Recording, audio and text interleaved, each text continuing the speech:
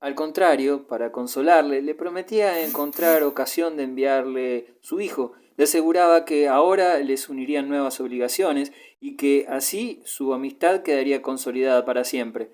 Breve, pero poco lógica, pero la finalidad era la misma, desembarazarse de él. Ella le autorizaba incluso a que fuese a T. Al cabo de un año para ver al niño. Dios sabía por qué. Bien mirado, la mujer había sustituido esta carta por la otra. Belcharinov, en tanto, leía aquellas líneas, palideció y se imaginó a Pavel Pavlovich descubriendo la carta y leyéndola por primera vez ante el cofrecito de familia, de madera de ébano, con incrustaciones de nácar. También él debió palidecer como un muerto, pensó al ver su propia efigie reflejada en el espejo. Leería probablemente, cerraría los ojos y los abriría de nuevo con la esperanza de que aquella carta se hubiese convertido en un papel en blanco. Seguro que debió hacer la prueba al menos 3 veces. 17. El eterno marido. Han transcurrido 2 años después de los acontecimientos que acabamos de narrar. Encontramos al señor Belchaninov un buen día de verano, instalado en un vagón de tren en una de las recién inauguradas líneas férreas. Se dirigía a Odessa para visitar a un amigo, pero también por otro motivo, no menos grato. Por mediación de dicho amigo esperaba poder encontrarse con una deliciosa mujer con la cual deseaba, desde hacía tiempo, intimar. Sin entrar en detalles, diremos simplemente que Belcharinov en el transcurso de estos 2 últimos años había cambiado mucho, o mejor dicho, ganado mucho. Su antigua hipocondría había desaparecido casi sin dejar rastro. De los recuerdos y las inquietudes, consecuencias de su estado enfermizo, que lo habían asaltado en Petersburgo 2 años antes, cuando su desventurado pleito solo le quedaba una secreta vergüenza al pensar en su pusilanimidad de entonces. Consolábase en parte con la convicción de que aquello no se repetiría ni llegaría a ser del dominio público. En aquella época, verdaderamente, había abandonado por completo sus relaciones mundanas, vestía con desaliño, se escondía de todos, y todos lo habían notado. Pero cuando volvió a la sociedad, tan contrito, con tanta seguridad y de tan modo transformado, todos le perdonaron inmediatamente su temporal abandono. Los mismos que habían dejado de saludarle fueron los primeros en acogerle y tenderle la mano, sin preguntas indiscretas, como si todo aquel tiempo hubiese estado ausente por razones de familia que a nadie le importaban. Simplemente había regresado. La causa de su feliz cambio fue, evidentemente, el favorable desenlace de su pleito. Belchaninov obtuvo 60.000 rublos, y aunque no era mucho, para él representaba una suma importante. De pronto sintióse pisando terreno firme y su moral se reanimó. Estaba convencido de que no disiparía sus últimos recursos como un imbécil, como hiciera con sus 2 primeras fortunas, y que este dinero le sería suficiente para el resto de su vida. Aunque el edificio social se derrumbe, aunque alboroten lo que quieran, pensaba algunas veces, considerando las cosas extrañas, inverosímiles que se producían en Rusia. Los hombres y las ideas pueden cambiar cuanto quieran, pero yo contaré siempre con esta excelente comida con la que me enfrento en este momento, y estoy, por tanto, preparado a todo. Este delicioso pensamiento, casi voluptuoso, se apoderó poco a poco de él, tan por completo que le imprimió un cambio no solo en lo físico, sino en lo moral. Habíase convertido en otro hombre, si lo comparamos con el hipocondríaco que hemos descrito al principio, al que le ocurrían sucesos tan poco convenientes. Su aspecto era ahora alegre, franco, digno. Incluso las arrugas que se le habían formado alrededor de los ojos y en la frente habían casi desaparecido.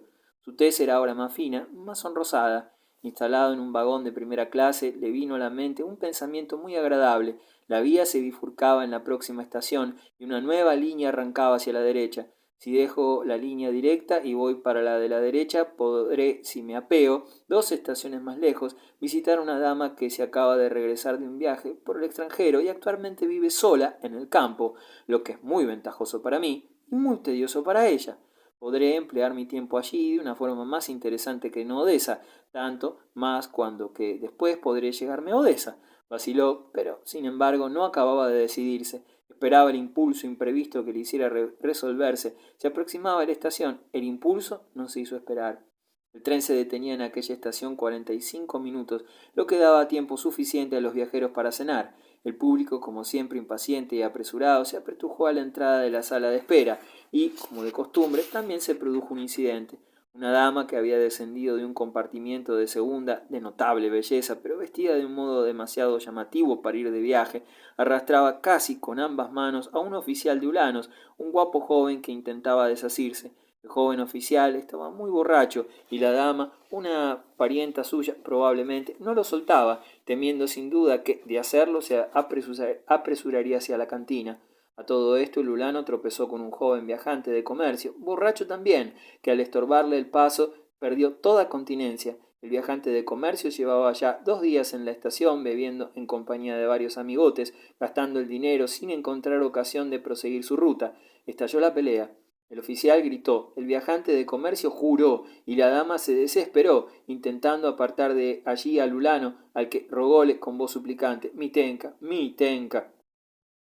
Esto pareció escandalizar al viajante de comercio, que se sintió, Dios sabe por qué, ofendido en su moral. La gente se agolpó riendo. ¿Qué les parece? Mi tenca, profirió remedando la atiplada voz de la dama. Ni de esto se avergüenza en público. Y aproximándose tambaleante a la dama, que se había dejado caer en un banco y hecho sentar al ulano junto a ella, le miró despreciativamente y le espetó, lo que tú eres es un indecente, un indecente. La dama lanzó un grito y miró a su alrededor, casi llorando, esperando ayuda. Sentía vergüenza y también miedo. Para colmo, el oficial saltó del asiento y vociferando hizo acción de lanzarse contra el viajante de comercio, pero dio un traspiés y cayó de nuevo sentado sobre el banco. Las risas aumentaron y nadie pensó en intervenir. Fue Belchaninov quien acudió en socorro de la dama, asió de repente al viajante de comercio por el cuello, lo zarandeó y lo apartó lejos de la asustada dama. Esto puso fin al incidente. El viajante de comercio, impresionado por el zarandeo y la estatura de Belchaninov, se alejó arrastrado por sus compañeros.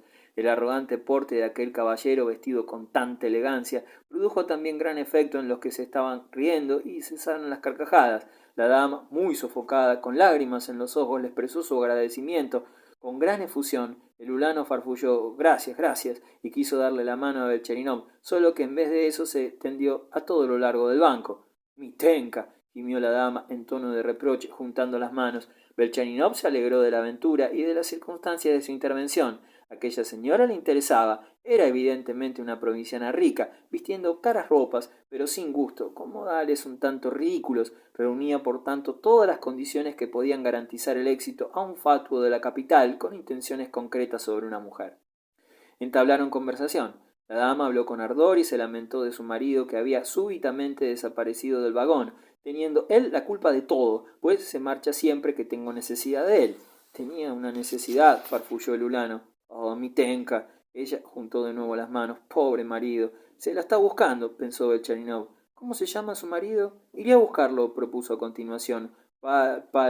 Palich, articuló el ulano. ¿Su esposo se llama Pavel Pavlovich?, inquirió con curiosidad Belchaninov. Y de pronto una calva cabeza harto conocida se interpuso entre él y la dama. En un instante pasó por su imaginación el jardín de los Zaglevin, los inocentes juegos y la inoportuna calva cabeza interponiéndose entre él y Nadenka Fedosievna.